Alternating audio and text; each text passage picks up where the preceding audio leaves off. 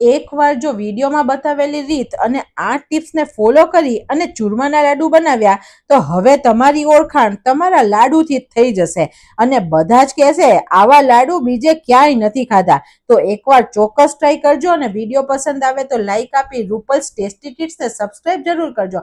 Happy cooking, enjoy eating. સૌથી પહેલા ચૂરમાના લાડુ perfect બનાવવા માટે આપણે એક માપ જોઈએ. 2 કપ જેટલો રોટલીનો ઘઉંનો ઝીણો લોટ લીધો છે. જનરલી ઘણા બધા લોકો ભાખરીના કરકરા લોટમાંથી લાડુ બનાવે છે, પણ બધાના ઘરે તે નથી હોતો, તો અત્યારે હું રોટલીના લોટમાંથી જ બનાવું છું. લોટને આપણે એક મોટી કથરોટમાં લઈએ. લોટ અત્યારે મારો ચાળેલો જ છે. હવે આવે છે ટીપ નંબર 1. એકલા આ જ લોટમાંથી લાડુ બનાવશું તો લાડુ છે ને તે ચીકણા બનશે, થોડા એકદમ સરસ કરકરા નહીં બને. તો આપણે તેને સરસ ટેક્સચર અને ટેસ્ટ આપવા માટે તેની અંદર અત્યારે સોજી એડ કરીએ છીએ. અત્યારે આપણે 1/3 કપ જેટલો સોજી વાપરીએ છીએ. મોટી 4 ચમચી છે એપ્રોક્સ. આનાથી કરકરા લોટ જેવું ટેક્સચર આવી જશે લાડુમાં. હવે લોટને સરસ બાઇન્ડિંગ દેવા અને સરસ ટેસ્ટ આપવા માટે અંદર 3 ચમચી જેટલો આપણે ચણાનો લોટ એડ કરીએ છીએ. આનાથી એકદમ સરસ ટેસ્ટ આવે છે. બધું આપણે એકવાર મિક્સ કરી દઈએ. ટીપ નંબર 2, આટલા લોટ સામે આપણે મોણ કેટલું લેવાનું. જો મોણ પરફેક્ટ હશે તો જ લાડુ આપણા ખાવામાં નરમ ને સોફ્ટ રહેશે. તો અત્યારે આપણે 4 ચમચી જેટલું ઘીનું મોણ એડ કરીએ છીએ. તમે તેલનું પણ લઈ શકો છો, પણ ઘીના મોણથી લાડવા બહુ જ સરસ બને છે. બધું સરસ મિક્સ કરીએ. આપણે મોણ એડ કરી અને તરત પાણી એડ નહીં કરી દેવાનું. પહેલા લોટને સરસ ઘી અથવા તેલ સાથે મિક્સ કરવાનો. હાથેથી આપણે આવી રીતે લોટને મોઈ લેવાનો, જેથી બધા જ કણમાં સરસ ઘી અથવા તેલ લાગી જાય. આ બહુ જ ઇમ્પોર્ટન્ટ છે. જો મોણ સરખું નહીં દીધેલું હોય ને તો લાડુ સારા નહીં બને. હવે આપણો મોણ પરફેક્ટ છે કે નહીં તે ચેક કરવા માટે આપણે લોટ જે મોણ દીધેલો છે તેને આવી રીતે મુઠ્ઠીથી દબાવવાનો. સરખો દબાવીએ અને તોડો પછી તૂટે, કઠણ મુઠ્ઠી બને. એકદમ જલ્દી ના તૂટી જાય તેવી મુઠ્ઠી બનવી જોઈએ. તો અત્યારે મોણ પરફેક્ટ છે. ઇનકેસ તમને મોણ અત્યારે થોડું ઓછું લાગે ને મુઠ્ઠી તૂટી જતી હોય તો 1 ચમચી પ્લસ કરી શકો છો. અને તમે જુઓ આમ લોટ છે ને ક્રમ્બલી બની ગયો છે, સરસ બ્રેડ ક્રમ્સ હોય ને તેવો છે. તો અત્યારે આ પરફેક્ટ છે. હવે ટીપ નંબર 3, આપણે અત્યારે હુંફાળા ગરમ પાણીથી લોટ બાંધવાનો. આપણે અડી શકીએ તેટલું ગરમ પાણી હોવું જોઈએ, જેનાથી લોટ બાંધશું તો રવો અથવા જે કરકરા લોટના પાર્ટિકલ છે ને તે સરસ નરમ થઈ જશે અને લાડુ જ્યારે ખાશું ને ત્યારે તે હાર્ડ નહીં લાગે. ટીપ નંબર 4, જો લોટ એકદમ ટાઈટ નહીં બંધાણો હોય તો જ્યારે તળશું ને ત્યારે તે તેલ કે ઘી એબ્ઝોર્બ કરી લેશે અને સારા નહીં બને. તો લોટ હંમેશા કઠણ રાખવાનો. આપણે આવી રીતે થોડો થોડો લોટ બંધાતો જાય ને તેને અલગ મૂકતા જવાનો અને થોડા થોડા પાણીને એડ કરી અને લોટ બાંધીએ. ઘણા બધા લોકોને એવું થતું હશે કે ગણપતિ ચોથના દિવસે જ આપણે આ લાડવા બનાવીને ભગવાનને કેમ ધરાવીએ છીએ. તો ઋષિઓએ આપણને સિઝન મુજબનું ફ્રેન્ડ જમવાનું આપ્યું છે. અત્યારે ભાદરવો મહિનો છે. ભાદરવો મહિનો એ ઋતુ પરિવર્તનનો મહિનો છે. તો તેમાં બીમારી ખૂબ આવે છે, જેમ કે શરદી, કફ, તાવ વગેરે આવે છે. આપણું શરીરમાં પાચન તંત્ર એટલે કે આપણી જઠરાગ્નિ મંદ પડે છે ને ખાવાનું સરખું પચતું નથી. તો આપણને થોડી નબળાઈ પણ લાગે છે. તો અત્યારે આ સિઝનમાં આપણે લાડુ બનાવીને ખાઈએ છીએ તો ગોળથી શરીર ગરમ રહે છે અને પાચન તંત્ર પણ સુધરે છે. લોટથી શરીર ઉર્જાવાન બને છે. ઘી શક્તિવર્ધક છે અને સૂકા મેવા છે તે મગજને અને શરીરને સારું પોષણ આપી અને કાર્યક્ષમતા વધારે છે. એલચી, જાયફળ અને ખસખસ આ ત્રણેય વસ્તુ જે લાડવામાં એડ થાય છે તે પાચન તંત્રને ખૂબ સારું કરે છે અને આપણને સરસ ભૂખ લાગે છે અને સરળતાથી જમવાનું પચે છે. અને ધાર્મિક દ્રષ્ટિએ જોઈએ તો ગણપતિ દાદા આપણી બુદ્ધિને પુષ્ટ કરે છે. આપણા મન અને બુદ્ધિ તે સાત્વિક બનાવે છે અને સત્ય તરફ દોરે છે. તો જેમ ગણપતિ દાદા આપણા મનને પુષ્ટ કરે છે તેવી રીતે લાડુ આપણા શરીરને પુષ્ટ કરે છે. તેથી ગણપતિ દાદાને ખૂબ પ્રિય છે.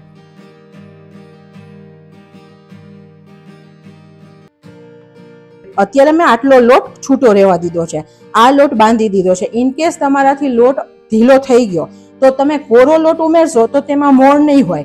તો તમે તે ઉમેરશો ને તો લાડવાનું ટેક્સચર ફરી જશે. એની જગ્યાએ અત્યારે આપણે મોણવાળા લોટને જ આટલો કોરો રાખ્યો છે. જો આ નરમ લાગે તો થોડો થોડો એડ કરી અને મુઠિયા વાળશો તો પરફેક્ટ બની જશે. હવે આવે ટીપ નંબર 5 કે આપણે મુઠિયા કેવા વાળવાના. જ્યારે મુઠિયા બહુ નાના હશે ને તો આપણા લાડુ બહુ કડક બનશે, અને જ્યારે મુઠિયા બહુ મોટા હશે તો અંદરથી કાચા રહીને ચીકણા બનશે. તો અત્યારે હું તમને એક સરળ રીત બતાવું. જે ટ્રેડિશનલ રીત છે તે મુઠડી વાળવાની આ છે કે આંગળી અને હથેળી વચ્ચે દબાવવાનો. આ 4 આંગળીથી અહીંયા પ્રેસ કરવાનું છે, જેથી ત્યાં ડિઝાઇન પણ બનશે, અંદર ખાડો બનશે ને તો સરળતાથી તળી શકાશે, અને અંદર સુધી તળાશે, કાચા બિલકુલ નહીં રહે. તો આવી રીતે તમે મુઠડી વાળી શકો છો. જો તમને એવું નથી ફાવતું તો તમે થોડો મોટો લોટ લઈ દબાવી અને મોટું ગુંડલું કરી અને ભાખરીની જેમ પણ બનાવી શકો છો. આવી રીતે પણ સરસ તળાશે. અને ત્રીજી રીત છે, બહુ જ નાનો પોર્શન લઈ આવી રીતે લોટને દબાવી, થોડો દબાવી દઈએ, પ્રેસ કરી અને આવી રીતે અંગૂઠાથી કરી અને આવી રીતે પણ તમે તળી શકો છો. આ 3માંથી તમને જે રીત ફાવતી હોય તે રીતે તમે મુઠિયા વાળી અને તળી શકો છો. અત્યારે આપણે એક કડાઈમાં તેલ લીધું છે. લાડવાના મુઠિયા ઘીમાં પણ તળીને બને છે અને તેલમાં પણ તળીને બનાવાય છે. તમારે જેમાં તળીને બનાવવા હોય એમાં તમારી ચોઈસે બનાવી શકો છો. આપણા બધા મુઠિયા બનીને રેડી છે. અત્યારે મેં જે 1 કપ પાણી લીધું હતું તેમાંથી અત્યારે 3 થી 4 ચમચી જેટલું પાણી વધ્યું છે.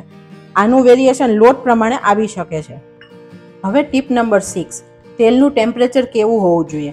જો બહુ વધારે તેલ ગરમ હશે તો આપણે જ્યારે મુઠિયા નાખીએ ત્યારે ઉપરથી તરત લાલ થઈ જશે ને અંદરથી સરખા નહીં તળાય, અને બહુ ધીરું હશે તો તે તેલ શોષી લેશે. તો અત્યારે આપણે પરફેક્ટ ટેમ્પરેચર રાખવાનું. જો તમને બતાવું, થોડો લોટ એડ કરીએ. લોટ ધીરે ધીરે ધીરે ઉપર આવવો જોઈએ, એકદમ તરત ઉપર નથી આવી ગયો. તો અત્યારે આ પરફેક્ટ છે. હવે આ મુઠિયા એકદમ વજનદાર હોય તો તમે તેલમાં સીધા મૂકો ને તો ઘણીવાર તમને તેલ ગરમ ઉડે. તો તમારે તેને સેફટી માટે થઈને આવી રીતે જો ઝારામાં લઈ અથવા તવીથામાં લઈને મૂકશો ને તો તમારે બિલકુલ દજાશે નહીં.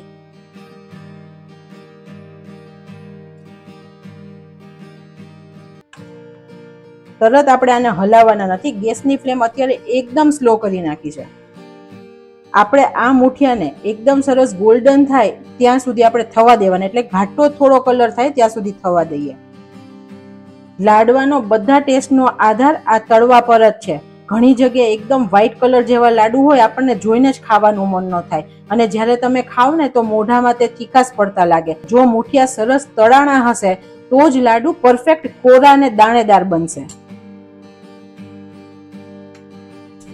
અને જો તમને હું બતાવું, આ જે ક્રેક્સ આવી રહી છે ને તે એકદમ પરફેક્ટ મુઠિયા બનવાની નિશાની છે. જો એકદમ ક્રેક વગરના મુઠિયા હોય ને તો આપણા લાડુ સારા ના બને. અને આ ક્રેક્સને લીધે અંદર સુધી તેલ જાય ગરમ અને સરસ અંદરથી તળાય. તમારા ઘરે કેવા બન્યા ને તે પણ મને કમેન્ટમાં જણાવજો, અને તમે કયા સિટીઝમાંથી જોવો છો તે પણ મને ચોક્કસ જણાવજો.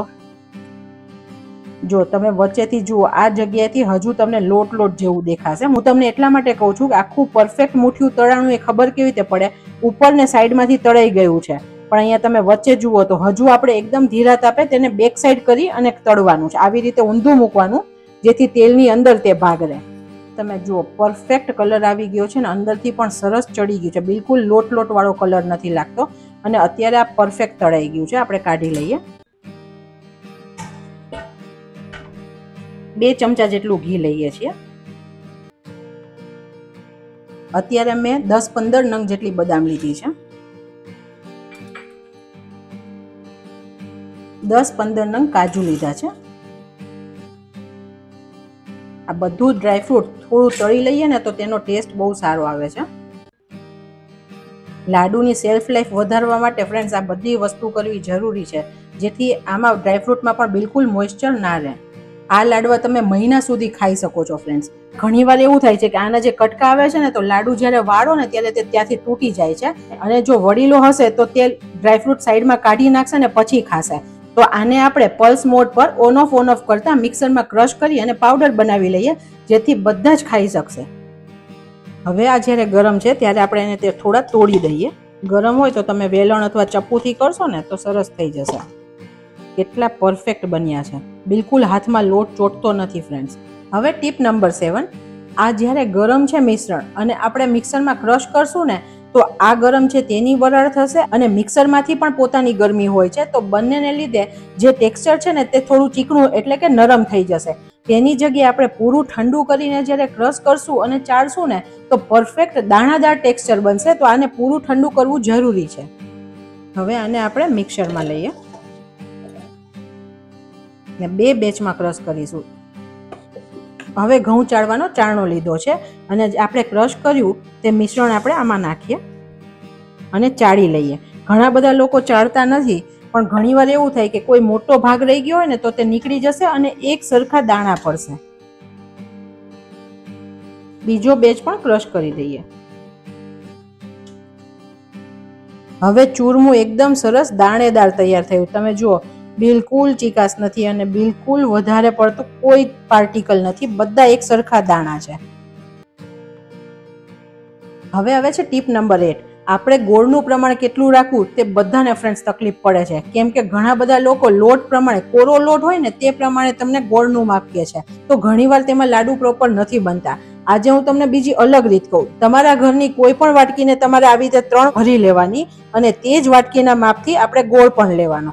સેમ વાટકી વાપરી છે અને ગોળનું માપ હંમેશા ચૂરમું બની જાય ને પછી લેશો તો પરફેક્ટ બનશે. હવે આને ફરીથી આપણે એક કથરોટમાં લઈએ. ફ્રેન્ડ્સ, આ બહુ ટ્રેડિશનલ રીત છે. મારા મમ્મી હતા ને તે પણ આ રીતે જ લાડુમાં માપ કરાવતા હતા અને હંમેશા ગળ પણ પરફેક્ટ બને. ડ્રાયફ્રૂટનો ભૂકો એડ કરીએ.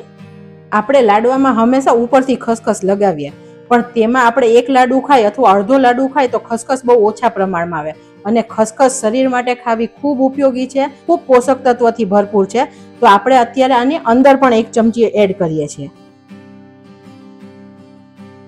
1/4 ચમચીથી વધારે આપણે એલચી પાવડર એડ કરીએ છીએ. હવે આ જાયફળ છે તેને થોડું આપણે ઘસી લઈએ. જાયફળનો સ્વાદ પણ લાડુમાં બહુ જ સરસ લાગે છે. એપ્રોક્સ 1/4 જેટલું જાયફળ ઘસ્યું છે. અત્યારે આપણે 1/4 કપ જેટલું ઘી લઈએ છીએ. ગેસની ફ્લેમ સ્લો રાખીએ. ઘી થોડું ગરમ થાય એટલે આપણે 2 ચમચી જેટલી કિસમિસ એટલે કે સૂકી દ્રાક્ષને તળી લઈએ. દ્રાક્ષ થોડી ફૂલી જાય પછી આપણે કાઢી લેશું. માપનો ગોળ લીધો તો તે એડ કરી દઈએ.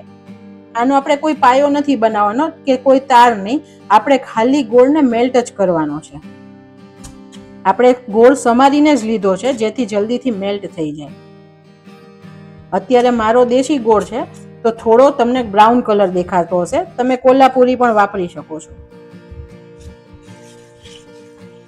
ઘી અને ગોળ સરસ મિક્સ થઈ જાય, જે મોટી કણી હોય તે ઓગળી જાય તેટલું જ આપણે થવા દઈએ. તમે જુઓ, હવે આપણો ગોળ સરસ મેલ્ટ થઈ ગયો છે. આપણે ગેસની ફ્લેમ બંધ કરીએ. હવે આપણે પીગાળેલો ગોળ એડ કરીએ. આ બહુ જ ગરમ છે તો પહેલા આપણે તાવીથાથી જ મિક્સ કરીએ. હાથેથી મિક્સ નહીં કરવાનું. દ્રાક્ષ પણ એડ કરી દઈએ.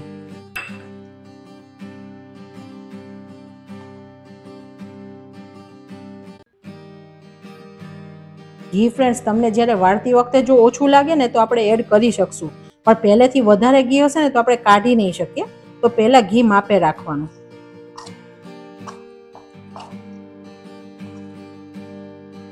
હવે આપણે બધું હાથેથી સરખું મિક્સ કરીએ. આ ટાઈમે તમારા ટેસ્ટ પ્રમાણે તમારે ચાખી જોવાનું. જો તમને ગળપણ ઇનકેસ ઓછું લાગે છે તો આપણે થોડો ગોળ ફરીથી મેલ્ટ કરી 1 ચમચી ઘીમાં અને એડ કરી શકીએ છીએ. તો અત્યારે પરફેક્ટ થઈ જશે, પછીથી તમે એડ નહીં કરી શકો. હવે આપણે લાડુને આવી રીતે હાથમાં વાળીને જોવાના. તમે જુઓ, વાળી શકો એવું હોય મિશ્રણ તો પછી આપણે ઘી એડ નહીં કરવાનું. તમે જુઓ, અત્યારે પરફેક્ટ છે અને હાથમાં પણ ઘી આવે છે. તો હવે આનાથી વધારે ઘીની જરૂર નથી. આપણે લાડુને વાળીએ. આપણે લાડુ વાળતી વખતે આવી રીતે મિશ્રણ હાથમાં લઈ આવી રીતે પર્વત જેવું કરવાનું અને બંને હાથની હથેળીથી દબાવતા જવાનું, જેથી એક શેપ આવી જશે.